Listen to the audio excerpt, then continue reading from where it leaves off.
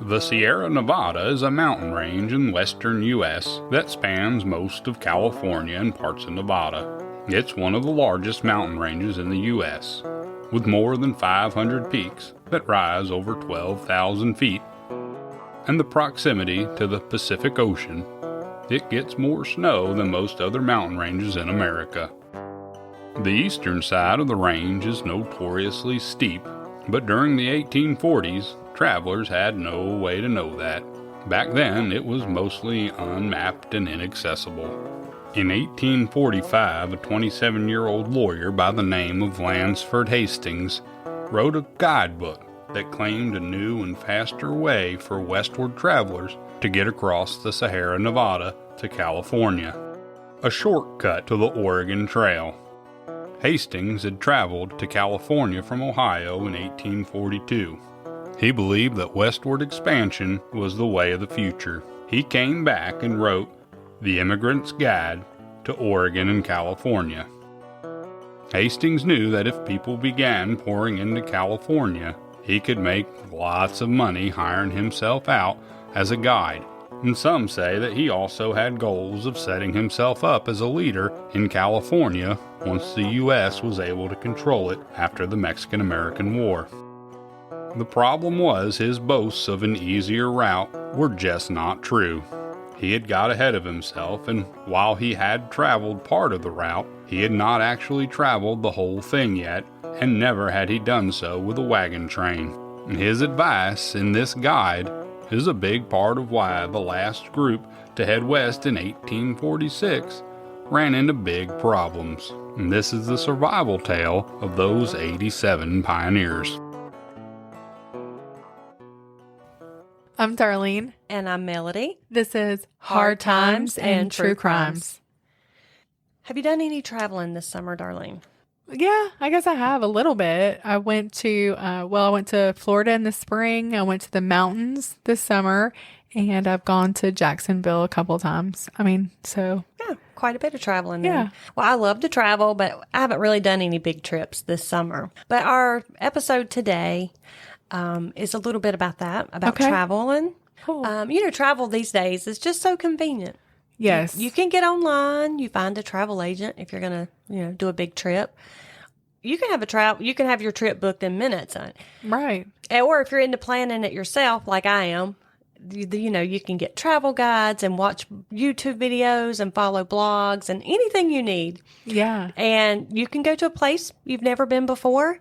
You put in the address in your GPS and it'll tell you if there's road tolls or construction and how long it's going to take you to get there. I mean, it's so super convenient. It is.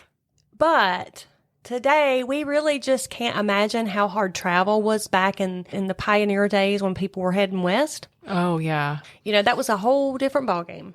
Not only was travel rough and took forever, you're in a wagon, but there were a lot of dangers out there. You have wild animals and just all kinds of anything and unpredictable weather. Right. If you were used to being on the East Coast in the colonies and you go out here to Kansas where there are tornadoes, just a lot of things can go wrong. Yes. Picking up your family and going on a trip was not for the faint of heart. But even then, explorers would forge a trail to an area and they might map it out for the people coming behind them. You think Daniel Boone or Lewis and Clark, that kind of thing. Right. So in 1846, travel pamphlets boasted that California, which was not yet a U.S. state, it was still part of Mexico. Pamphlets that would boast how those waters in California were full of fish, the land was full of thousands of cattle and rich soil, unlimited untapped resources at your fingertips. So ever so slowly, groups began to head out there in hopes of making a better life for their families. And some of them were hoping, to become rich in the process. Sure. And this was before the gold rush. Okay. It hadn't happened yet. In fact, there was not a trail through the Sierra Nevada mountains, and those mostly run the length of California. Okay. And so there had not been a good trail made through there yet. Okay. So this was pretty early on in the westward movement. So that journey would be tough for even the most experienced explorers. But with large families, with many small children, it was downright dangerous. Right. And some people would even say it was foolhardy. Immigrants would have to make it 2,000 miles over mostly uncharted territory, facing all those dangers I just mentioned. The safest way to make the journey would be to travel in large groups and use a guide. After all, there is safety in numbers. Right. Traveling with a large wagon train would grant them safety and to fend off Indian attacks. And it would also allow the travelers to share their food and medical supplies if it became necessary. And you could spread the work around to many hands. So there were lots of reasons to travel in a wagon train. Did you know I used to live on a wagon train? No. Okay. So we've talked about when your mom went out to Nashville and how y'all lived in the hotel. So when my mom and my dad split up, my mom and her sister packed up my mom's car. Right. And there were us four kids at the time. And we went to this wagon train that was out in North Wilkesboro. This was in the early 70s. Yeah. And we didn't have anywhere to live when we got back from that wagon train. I don't know how long we were on it. I mean, I was only like 4. But that is crazy. It is crazy. Oh, my goodness. We would follow. So my mama in her 66 Dodge Charger would follow behind the wagon train every day as they traveled. And then at night, they would like stop and we would camp in these big fields. Wow. And there would be like, I don't remember it really well, but I know they had like these big festivities. I don't know if that was every night, but there would be like a greasy pig contest, catching a greasy pig. Oh my goodness. And I think my sister Kim, I think she won a prize for the greasy pole. I think she shimmied up the greasy pole and won some money or something. So we did that. I texted, I messaged my sisters and asked, hey, how long did we live on that wagon train before we settled? And I got 2 different answers from them. And the best I could remember, again, I was young, so I was thinking it was like maybe a few weeks or a month. Yeah. And my sister Kim thought it was about a month. And my other sister Angel, she thought it was somewhere like maybe 2 weeks or so. So I'm not really sure how long we lived there, but like we literally camped at night, drove during the day. Crazy. That is so cool. Yeah. That's neat. And then, well, at the time I was a kid, so it seemed like a grand adventure. But looking back on that, I'm like, oh, that was a wild thing to do. But, and then we ended up in North Wilkesboro, and when my mom rented a trailer there, and we lived there for just a short while, maybe a summer. I'm not sure, but anyway, my story to go along with your national Yes, one. that's a cool one. So when I was writing the story about the wagon trains, I did laugh at myself and think, well, I did live on a wagon train for a few weeks or a month there. All right, back to the story. One of these wagon trains was a group from Springfield, Illinois, and it was comprised of 3 families. These brothers, Jacob and George Donner, and then a man named James Reed. The Donner brothers were both in their 60s, and they were both pretty prosperous farmers, but the Depression had kind of put a hurting on them. Right. And so they were thinking, hey, maybe we'll go out west and see if we can, not get rich, but maybe make our way a little prosperous again. Sure. George was on his 3rd wife, his previous 2 having both died at an early age. His current wife, Tamsin, was a widow.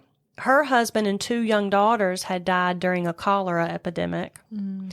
She and George now had 3 children together, and he had 2 daughters from his second marriage.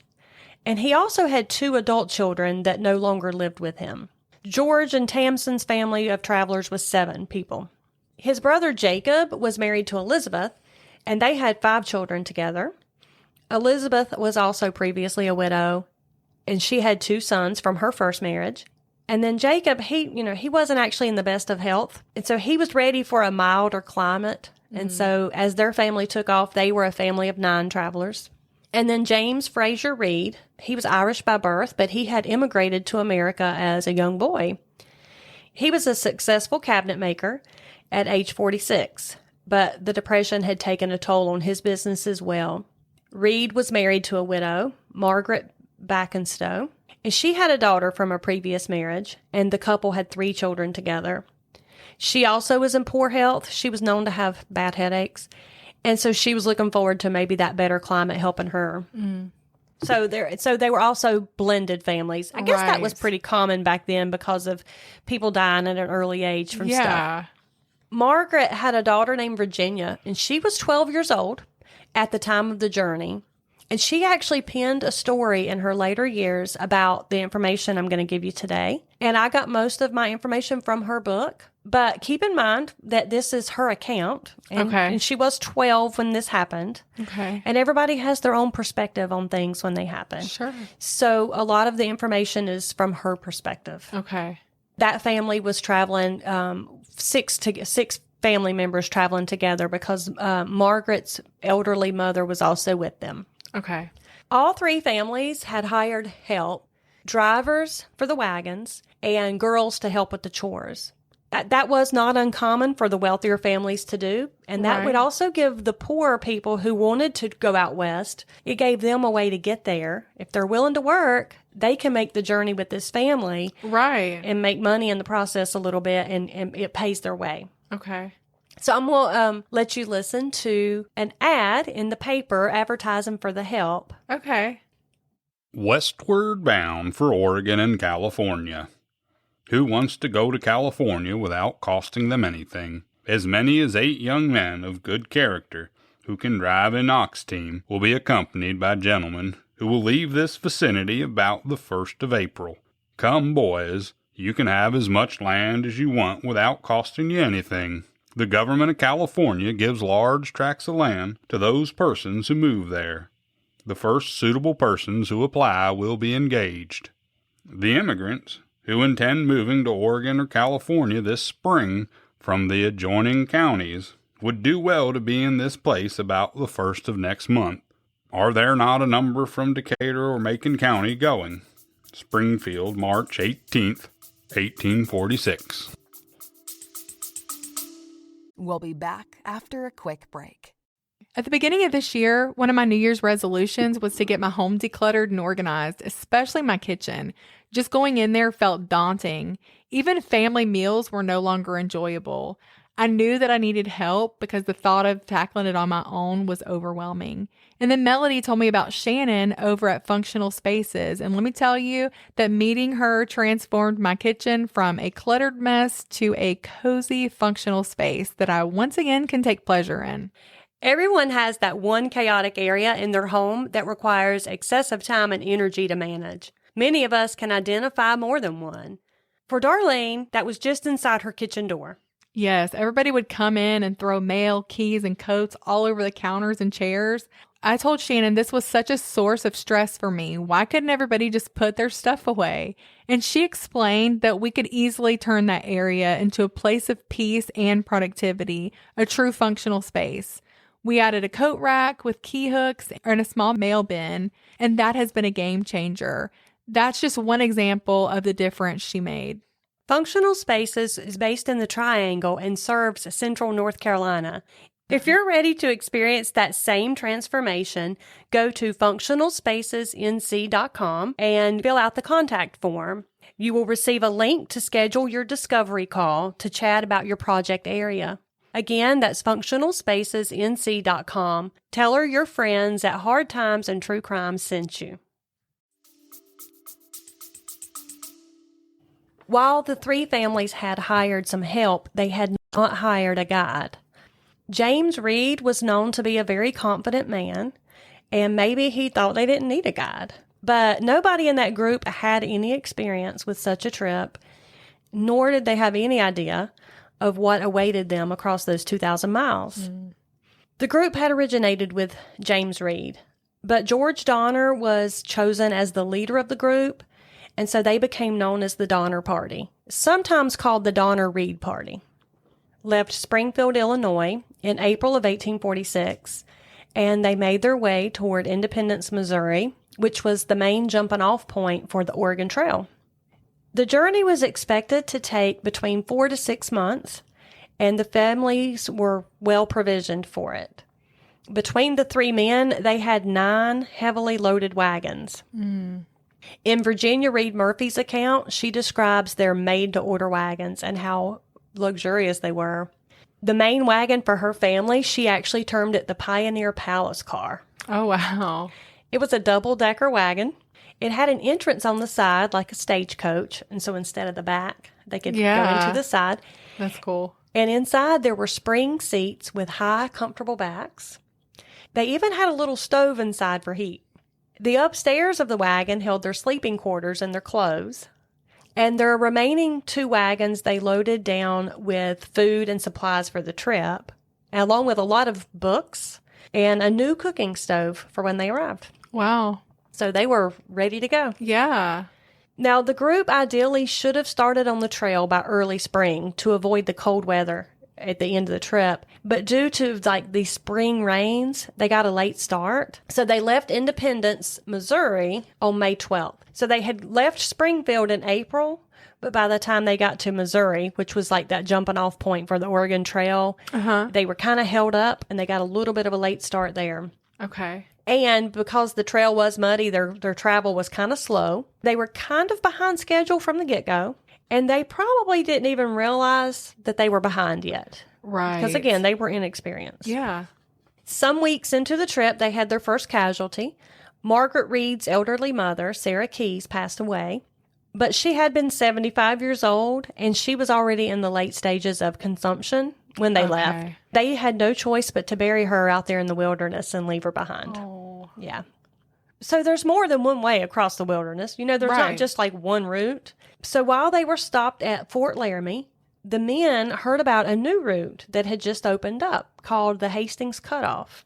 Now, this trail left the Oregon Trail at Fort Bridger and passed along the southern shore of the Great Salt Lake in Utah. And then it rejoined the Immigrant Road on the Humboldt River. So this quote-unquote shortcut supposedly would shorten the trip by 300 or more miles. Okay. But it's probably dangerous. Yeah. I'll tell you about that in a minute. James Reed, being very eager to reach California as soon as possible, he decided they were going to take that route. And although one man had just come from that trail, he had been traveling east back toward them, and he advised them don't do that because it was totally wild and unmapped, and there was not really a real trail through there. Right. And they actually had no idea, but in reality, that route, instead of being a shortcut, it would add about 125 miles to their journey. Oh, my gosh. And one portion that had been estimated to be like 40 miles across the salt desert with no water to speak of for like a good portion of that. Oh, my gracious. That sounds terrible. I know. As the group traveled, more and more wagons kind of would join your train. Right. By the time they got there, they were almost up to like 500 people. When they had started out like 70, or they started out in a group of like 30-some people, but now they're up to like several wagons and about 500. So when they reached the Little Sandy River in mid-July, it was time, that was where the shortcut started, so it was time for a parting of ways. Most of the group did heed the advice that they had been given to avoid Hastings Cutoff, but 20 of the wagons, including the Donner Party, split off and they headed toward Fort Bridger. Now, Fort Bridger was named for the famous mountain man James Bridger. When the group got there, they learned that Hastings had just left to guide another group of wagons west. So the group stayed here for 4 days, making like repairs, getting rested up for their journey. And while they're there, these men they were assured by James Bridger and another man named Louis Vasquez that this route was this was way better. There's going to be plenty of grass for your cattle. Go ahead and do this, this shortcut. But what they didn't know was that these men had a financial interest in seeing that this new route prospered. And they didn't know that one of the men who had left the train had left a letter for the group warning them not to take that cutoff. Oh. And they think later on, a couple of the men said they thought Bridger and Vasquez had neglected to give them the letter, but they had it. So the group left Fort Bridger on July 31st, and they started for Hastings Cutoff. And it wasn't long before they realized, okay, this trail is not really all it's been pumped up to be. Right. It wasn't well marked like they had been told. There was no worn path from previous wagons going that way. At times, it was even hard to find a trace of the path. That gives me anxiety. Doesn't it? About it, yeah. By the time they got word that some of the passes ahead of them were too narrow for their wagons, it was too late to turn back. They had no choice but to stop and have to cut their own path, not knowing, again, that this was costing them valuable time. And this work fell to the 27 men that were in the group, and many of them were actually too old or were in bad health and couldn't really help that great. Oh. They were relieved when another small group who had taken the shortcut called up to them and joined them. So somebody else had come in behind them and followed them and joined up with them. They came to a high ridge that they would have to cross, and it looked impossible for the oxen to pull up that steep hill. They had to resort to having all their oxen pull one wagon at a time. They had to put all the oxen on one cart. It was like very slow going, but eventually the group of 87 people had finally worked their way through the Wasatch Mountains. But next they had to tackle the desert. And they were way behind schedule, and they still had 600 miles left to go. On August 30th, they started across the salt desert. During the day, the moisture that lays below the surface of that earth there, it creates like a type of salt mud. That moisture rises up and mixes with that salt. It makes like this just a real boggy mud. And it's very thick, and the wagons were like bogging down so bad. It was very slow going. And by the third day on that salt desert, their water was gone. Their oxen were dropping from exhaustion and thirst. The group lost about 40 of their oxen. They were so thirsty, some of them just like ran off. They went crazy and ran off looking for water. So those were lost for good. And so now they've lost so many of their oxen, they didn't have any way to continue pulling all of their wagons. And so they had to abandon some of their wagons there. Whoa. Along with some of their provisions. And while it's hot during the day in the desert, we know that at night those temperatures drop off and it gets really cold. And it just so happened that it got really windy. And so on one of those nights, they literally almost froze to death because the wind was so cold out there. And they had really basically not much shelter. But after 5 days, they finally came out of that desert. What they had been told was 40 miles was actually almost 80 miles that they had to cross. They were really second-guessing their decision to trust that guy who pushed them to take that cut off. Sure. I mean, they had already almost died of thirst. And now their food wasn't sufficient to get them to California. So 2 of the men from their group volunteered to ride ahead for some relief and bring back more provisions to them. That was William McCutcheon and Charles Stanton, and they headed off. October was coming really fast, and when it did, it was going to bring snow with it. Okay. Their opportunity to get past the Sierra Nevadas mountain range was inching closer, but they were really not. They were still several hundred miles out, so things were getting serious real quick. The party finally reached the Humboldt River on September 26, 1846. Now, this river is where they would join back up on the main trail. Okay. They had thought they had taken this shortcut. It had ended up being a long cut. So they're back on the trail, but they're way behind everybody else. Okay. They thought they were going to be way ahead of everybody else. All the other wagons that had left that same year had already made it to California, except the Donner Party. Oh, my goodness. Although they had made it through the desert, they were now a month behind. Frustrations are growing. People were starting to grumble against James Reed for insisting that they take that shortcut to begin with. And now families who had been, friendly and neighborly toward each other were keeping to themselves. They just weren't feeling so welcoming toward one another. And it was kind of like, every man for himself. Right. At one point, they reached an extremely steep part of the path. This was in early October. It was proving to be difficult getting the wagons up it. Somehow, there was an incident in which one family, the Graves family, their wagon, and the Reeds wagon kind of slipped and collided, and they kind of got tangled up. That was kind of like an incident was like the last straw for these frustrated travelers. So James Reed and John Snyder, who was a driver for the Graves family, they got into this argument about it. And the accounts of what happened vary, depending on who's telling the story. But according to Virginia, which was James Reed's stepdaughter, that Snyder began using abusive language. And while James was trying to calm him down and assure him, hey, we can settle this disagreement, Snyder swung at him and hit him over the head with his whip. Oh. Not once, but 2 or 3 times. And that's a serious, them whips ain't no joke. Right? Blood was gushing from Reed's face. And Reed's wife, Elizabeth, tried to intervene Right. and stepped in front of her husband. But just as she did, the whip came crashing down on her. My goodness. So at this point, Reed had already been taking a beating. But at this point, his wife got hit. And his hunting knife was out of his belt in a flash. And within seconds, he stabbed John Snyder. And Snyder died from his wound. Oh. Virginia wrote that her father rushed to Snyder's aid and tried to staunch the wound to no avail. Afterward, Reed offered boards from his own wagon to build a coffin for Snyder. She says her father regretted that killing more than anyone because he and Snyder had been good friends up until that point. But the group didn't see it that way. They actually held a council meeting to decide what to do about this murder. I mean, it was a crime. Many of the members, they refused to hear Reed's pleas of saying, hey, it was self-defense. Like, they see it?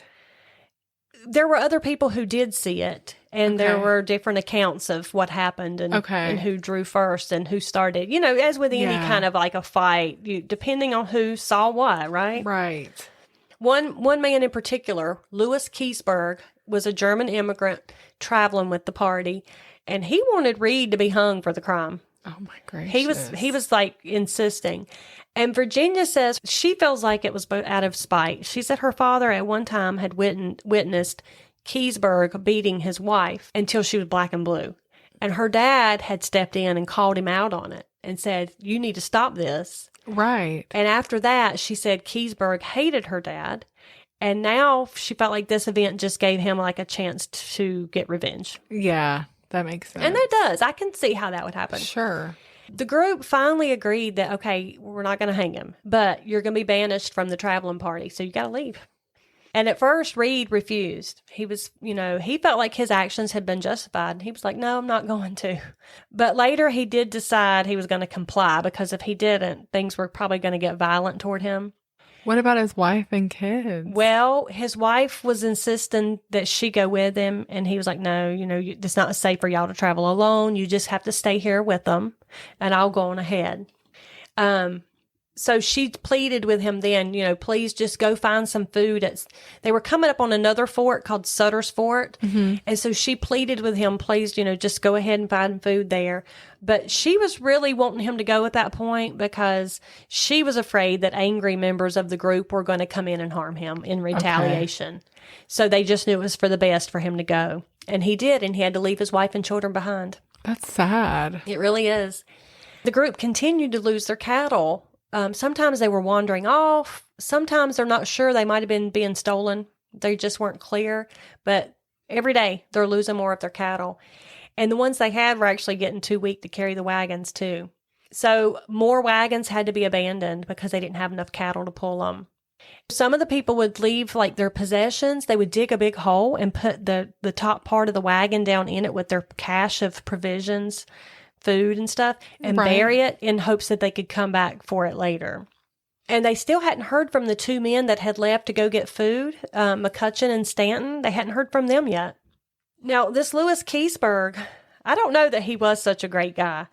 In early October, he was the one who wanted Reed to hang. Yes.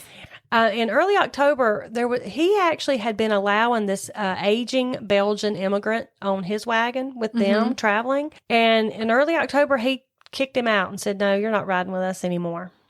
Oh my gosh. This man, his name was Hardcoop. He was kind of slowing them down. And so nobody else would take him in. That's terrible. It is terrible. And so they left him along the side of the trail because he couldn't walk any further, and he was never heard from again. That is awful. That is awful. And then some Paiute Indians ended up killing 21 of their oxen with poisoned arrows. And some of them wrote in their memoirs that they could hear the Paiute Indians up in the, up in the brush laughing at them. So they are falling on some hard times. Yes, they were. Now, part of me does wonder, well, maybe a little bit, I don't believe in karma. I believe you reap what you sow, which is, and I'm like, some of me wonders, well, you did leave that man out there to die. Maybe. Right. Maybe you're getting a little bit of comeuppance. I don't know. But it's horrible. Anyway, how do you say that word? Bedraggled? bedraggled. I can't. Okay. The rough group, the worn out group finally reached the Sierra Nevada mountain range in late October. They were at the Truckee River, which was the gateway to the Sierra. They were in the remaining 100 miles of their 2,000-mile journey. Oh, wow. So they were close. Very close. Finally, Charles Stanton arrived with relief for the group. And not a moment too soon, let me tell you. The group literally was almost out of food already. They were very close. And so he brought along with him provisions, but also 2 Indians that were going to help guide the group through the mountains. And he also brought news that the group had another month to finish their trip before the mountains were blocked with snow. Okay. On October 31st, the front axle of George Donner's wagon broke. He gashed his hand while he was trying to fix it, and so that caused another delay for his family. But the rest of the group, they went ahead and tried to hurry to get to the summit of the mountains, and he was going to catch them later. When the group was just 3 miles from the summit, they stopped to camp. They literally were so exhausted, some of them said, we cannot make it another step. Right. That night, the big snow came in. Oh, my goodness. The thing they were trying to avoid had happened. And it wasn't just one night. It was an 8-day snowstorm. It came early that year. The next morning, when they got up to feet and feet of snow, they tried to make a mad dash to the top to try to get there. But there was already like 5 feet of snow on the ground, and there was just no way those wagons could make the ascent. The trail was covered, so much so that even the Indian guides couldn't even find the trail. Finally, they realized their only option was to just settle in for the winter. And there they were snowbound in the Sierras. With no food? Hardly any food. They were down to hardly. Remember, Stanton had come back with some provisions? Right. So they had a little bit, but they were dangerously low. Now, I don't know if they realized they could have returned 35 miles back to the lower elevation of 1,500 feet, where there was a meadow, and they would have stayed drier and warmer because, there's so much snow up there. Maybe they didn't want to go backward. Maybe they were thinking, we're not going back up 35 miles. I don't know what they thought. But for some reason, they couldn't bring themselves to do that. After 7 months of traveling, they had missed their chance to clear that summit by just 1 day. Can you imagine just how terrible. desperate they must have felt? No, I can't. If they could have beat that storm, things would have been so different for them. They were literally only 150 miles from Sutter's Fort in California. But they were stuck at Truckee Lake in the high in the mountains, and they found some abandoned cabins that previous travelers had built. Okay. The first family was the Breen family. They were the first wagon, and they got there first, and so they settled into the first one. I think there were like 3 cabins. As the wagons came in, the people took the cabins, and when those were full, you didn't have anything.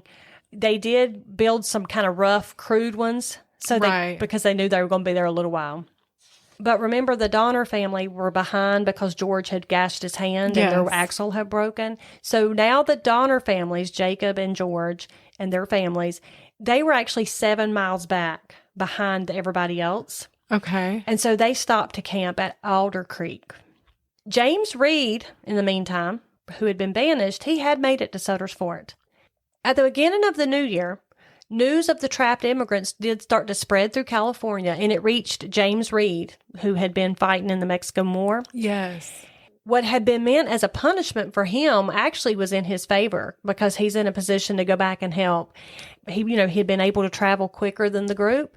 So he rushed back up into the mountains to try to rescue his family, but he couldn't make it. He was so packed full he couldn't get through, and he had no choice but to turn back.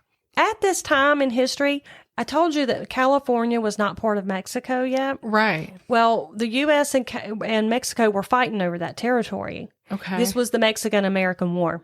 Some accounts say that James Reed, when he couldn't get through to get his wife and kids, he went back down and he was trying to get men to go help him. Right. But they were all in the fighting. They couldn't spare any men to send with him because they were fighting this war. And so he stopped and helped fight in that war because it was so close to get to being resolved. And he worked for the government in exchange for getting a rescue party when it was done. Wow. Sounds Okay. like he was a good man. I know. I mean, he might have been a little overly confident and made a couple of mistakes, but I don't think Yeah. he was a bad guy. No, I don't either. Oh, I'll tell you something about him. This is a little side note. He actually knew Abraham Lincoln. This was before Lincoln was president because this is 1840s. Yeah. Lincoln was just a lawyer at this time. And they had evidently served in the military under the same commander. Yeah. And this commander had to go to court for something. And Lincoln represented him. And James Reed was a witness on his behalf in his defense. That is so cool. Yeah. And so he knew Lincoln way back and they were friends. Oh. And there, of course, you know, there's always an urban legend that goes along. And some people say that Lincoln considered going with the Donner Party at that time. Wow. I don't know if that's true. Again, could just be Yeah, urban legend. But still cool. Yeah, it is cool. Kind of a little historical tidbit there Yeah. to throw out. Not only were they stuck there in the mountains, but the snows continued to come, storm after storm after storm, for weeks on end, continually. It just would not let up. Every now and then, some of the people would try to make it over the pass, and none were successful. Right. And by early December, everybody was struggling. Almost everybody's near death. They're almost terrible. completely out of food. They're starving. They were continually cold, wet, hungry. They had a hard time keeping a fire going because of all the snow. Mm-hmm. They couldn't find dry firewood. Now, two of the families, the Breen family and the Graves family, that were in the first couple of wagons and who had found the cabins, and they were actually a little bit more well off, they actually still had quite a few of their cattle left that they could use for food. But the Reed and the Eddy families barely had anything. And on December 15th, Bayless Williams, who was a cattle driver for the Reed family, he died. He gave in to his starvation. The next day, December 16th, some of the group decided they were going to use some homemade snowshoes to get out and try to find food and supplies for the others. Some of them actually had to leave their kids behind, not knowing if they're ever even going to see them again. Are they even going to be alive when we get back? So 15 people, and including one 13-year-old, they headed out with the Indian guides, Lewis and Salvador. This rescue mission became known as the Forlorn Hope. Within a couple of days, another blizzard came through. This group had gotten over the pass, but with the blizzard swirling around them, they were stuck again. They just couldn't get any further forward. And now the sun was blinding them that they couldn't even see to walk. Some of them even got blind, like snow blindness. That's awful. Only 14 of them continued on. Charles Stanton, the one who had gone for food for them before, Yes. he was part of this group. And he was so weak, he decided he was just going to have to wait a little longer. He couldn't go on with them. So he agreed he would meet them later. They left him there calmly smoking his pipe. And later in the spring, his bones were discovered after the snow melted. Oh. Yeah. Christmas Eve brought another blizzard. The Forlorn Hope group camped in 10-foot snowdrifts. At this point, they couldn't start a fire at all. The next day, on Christmas, 2 men in the Forlorn Hope group died. One of these men, Franklin Graves, had 2 daughters, and some reports say that he encouraged them to eat his body for sustenance. Before they did that, 2 more people died from that group. With no sign of that blizzard letting up and no food, someone made the suggestion that if one were to die, then the rest may live. Their starving group was faced with a moral or ethical choice. Starve to death or eat their dead. Someone then cut the flesh from one of the dead men. They roasted the meat and ate it, crying and weeping as they did so. Oh. That would be really tough. That would be so hard. Oh. Yeah. The 2 Indians, the guides, Lewis and Salvador, they refused that food because it was unholy. So they didn't eat any of it. Within a week or so, nearly half of the Forlorn Hope group were dead, and the others were being sustained by eating them. But in order to avoid eating their own kin, they would mark each piece that they had to cut off so that you didn't have to eat your family. That's so sad. I mean, I cannot even wrap my mind around having to do such. But I mean, if you're starving to death, and I mean, I don't think it's a hard choice. Wrong in that case. I just don't. I don't think it would be wrong either morally, but I still think it would be super hard to make the choice to do it. It would. Definitely. I just watched the movie about the crane. I can't remember the name of it, but about the plane crash victims who had to eat. Oh, you did? Yes. I remember that. Oh, gosh. This bit of food revived the remaining members. The group was able to move forward because of that. And once again, they started their descent down the mountain. But after 3 days, they were out of food again. One member of the group suggested killing the 2 Indians for food. And another member heard it, and he urged him, hey, don't do that. But not knowing if he had really convinced him, he decided, I better go tell him. So he went to the Indian guides, and he told them what the plan was, and they just quietly disappeared into the snowy wilderness. They took off. Yeah. Forlorn Hope finally managed to make it down the mountain, and there they came upon another group of Indians called the Miwoks, who helped them and gave them food and shelter. Wow.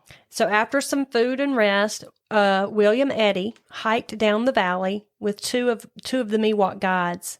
He actually made it 18 miles that day because he had been revived by their help.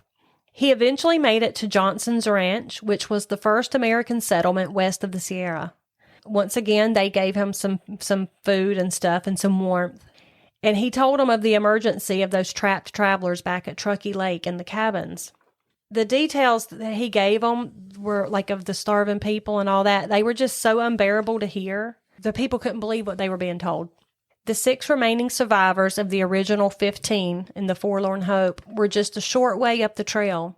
Eddie told them of the starving group who had to watch their loved ones die and then watch others partake of their flesh for nourishment. He also told them how they had found the 2 Indian guides barely alive in the snow, and then William Foster shot them for food. Oh my gosh. The men who had come, they didn't have to even come and help them. They were trying to help these people get out of these mountains, and that's what happened. That is, no, which one's William Foster? He was just a member of the group. He was the one who had first suggested it when they left. That is terrible. Yeah. Who was William Foster? Not a very good guy, apparently. No. The alarm was given, like, hey, we got to get out here and help these people. But it took 2 weeks before anybody would even try to go save them because nobody thought they could really be successful at it. 3 rescue missions were planning to head out. They would all going to take a separate route to Truckee Lake. The first rescue mission arrived on February 18th, and there they found deceased travelers everywhere. The Forlorn Hope group had left behind at the camp 61 people. 2/3 of them were children. Now the rescue mission found the group, and 12 had died. None of them had been eaten. They had refused to eat their loved ones. They had resorting to eating the animal hides that had been used for like covering their cabin roofs, keeping like shelter. But when it came down to a choice of food or shelter, they had to have food. And so they started taking those and boiling them into like this sticky soup and just using that for nourishment. They had also eaten their dogs and their few remaining cattle and some rats that they could find. Margaret Reed had managed to keep all of her children alive, and Tamsin Donner had as well. On the first group going out, the rescuers took 23 children and teens out of the mountains with them. George Donner was too sick to move, and Tamsin, his wife, would not leave him. They, along with 29 others, decided to stay and wait for the next rescue, because I think they're trying to get the kids and teenagers out first, which obviously. One heart-wrenching tale is that of Patty Murphy, an 8-year-old little girl who offered to stay behind and care for her 3-year-old brother. Oh. He was too small to walk through the snowdrifts because they were taller than him. And she said to her mother, "Well, Ma, if you never see me again, do the best that you can." Isn't that heartbreaking? That is so sad. Some things were so desperate by now that Patrick Breen recorded Mrs. Murphy as saying, "I may commence on Milt any day and eat him." Oh my! He had died already, but okay. She was just desperate at that point. As the first relief party was heading out, they saw the second group of rescuers coming toward them. led by none other than James Reed. Wow. He was reunited with his wife and one of his children because they were in that first group coming down. You can only imagine their reunion. Yes. But, I mean, it didn't last long because he had still had kids up at the top. Right.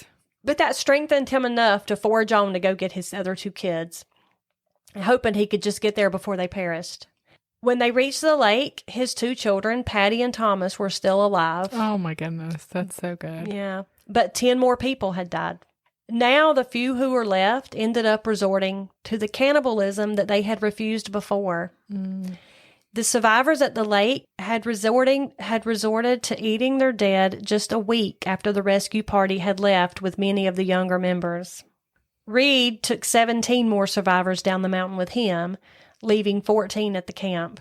By the time the last group of researchers got there, there were only 9 left, and 4 of those were children. 2 of Jacob Donner's children had been consumed. Oh. Isn't that horrible? This is sad too. Mrs. Graves' body was there with almost all of her flesh cut off. Her heart and liver had been consumed as well. And there beside her was her 13-month-old baby crying, "Ma, Ma." Oh my gosh. That is terrible. Horrendous. Horrendous. George Donner had witnessed his daughters consuming the body of his brother Jacob. His wife, Tamsin, would not go with the third relief party because George was still not well enough to go, and she refused to leave him there to die alone. When more rescuers arrived, they could find neither her nor her body. Louis Keseberg, he had been left at the cabins for dead, but was found alive later, weeks later. Oh my gosh. Sitting around half-eaten dead people. And later he confessed to eating Tamsin Donner's remains. And there was one account that I read that said, I don't know if it was him or another man. It might have been that Walter Murphy guy that shot the 2 Indian guides. I don't remember if it was him or Keseberg. I'll have to look it up. But one of them actually was kind of bragging about having eaten some of the other people. Wow. Yeah. Ridiculous. I don't think I feel like most of the people were so devastated by what they had to do. Yes. But there's always that person who is just horrible. Yes. On April 21st, after the 9th and final snowstorm of what was the worst winter ever recorded in the Sierra Nevada mountains, the last rescue group left the lake. All the survivors were now down, and it was almost a year since the hopeful families had left their homes in Illinois to take the journey. Out of the 87 members of the Donner Party, 46 had survived. 41 had died. The entire Reed and Breen families made it out alive, including Virginia, the one whose account that I read. Yeah. The Donner family was not so lucky. All 4 of the adults, so the brothers and their wives, and 4 of their children perished that winter. Oh, that's so sad. In January 1848, gold was found in John Sutter's Creek, starting the California Gold Rush. He was also the same John Sutter that had supplied the Indian guides, the ones who had risked their lives to help the immigrants, and the ones who had got murdered when times were desperate. In late 1849, the gold rush brought people from all over to the West trying to find their fortunes. Known as the 49ers, they sifted and panned in the creeks that had been traveled just a few years before by the Donners and others. Wow. In later years, Virginia Reed wrote to one of her cousins in a letter, "I have wrote you enough to let you know what trouble is, but thank God, we are the only family that did not eat human flesh. We have left everything, but I don't care for that. We have got through with our lives. Don't let this letter dishearten anybody. Remember, don't take no cut-offs and hurry along as fast as you can." Gosh. So, I wonder, did any of them ever get taken up on any charges? No. No? Mm-mm. Okay. No. And I told you that James Reed, everybody in his family made it. He went on to make his way, and he did prosper well out there and made a life for his family out in California. And which one was James Reed? He was the originator of the party, but he was also the one that wanted to take the shortcut. But he's also the one who killed the guy and got banished. Gosh, that's just crazy. It really is. And I don't know if I'm going to leave this part in. I did read on a Reddit thread, but this one person said something that I thought was kind of interesting. They said the Donner Party could have survived if they had just done any of the following things. Once they realized that the Hastings cutoff was basically a dead end, they should have turned back for the main trail because they would have lost some time, but not near as much as they did lose by going on. And without the perils of an unproven trail. It said once they realized they were in danger of missing the weather window to cross the Sierra, they should have just transitioned right then to survival mode, abandoned their wagons, all their non-essential belongings, and moved just as fast as they could to get across. Right. He said they might have gained back enough time and preserved enough strength to get through before that snow. Because remember, they were only one day away. Yes. Yeah. And then it says once they realized they were likely to be snowed in, they could have retreated to lower ground, like we talked about. Hindsight's 20/20. Right. But this person said, these are the kinds of decisions that competent leadership would have made. And they said if Abraham Lincoln had been on that trip, it might have turned out much differently. Wow. And I thought, well, that's not a bad observation, really. No, it's not. So, it's a lot to think about. It is. That was like a great, terrible story, though. Very tragic thing in the history of the nation. Yes. Yeah. But those sure were some hard times. They really were. Now, I have to say there are some nice places to visit out in California, but it's certainly not worth eating your friends over. But unlike the notorious gangster rappers of the early 90s, here at Hard Times and True Crimes, we don't care what coast you're representing. We're always just a click away, and we appreciate your support. But if you do happen to be in the Asheboro area, and you happen to have a large naked lady tattoo on your forearm that you're wanting to get covered up by a Yeti walking through the pine trees, will you go by the Blue Luna on the corner of Sunset and Church, and you see my buddy Jacob Allred, and he'll get you taken care of. And while you're in there, you make sure you tell everybody you know, and a few people you don't, to check us out. Till next time, goodbye.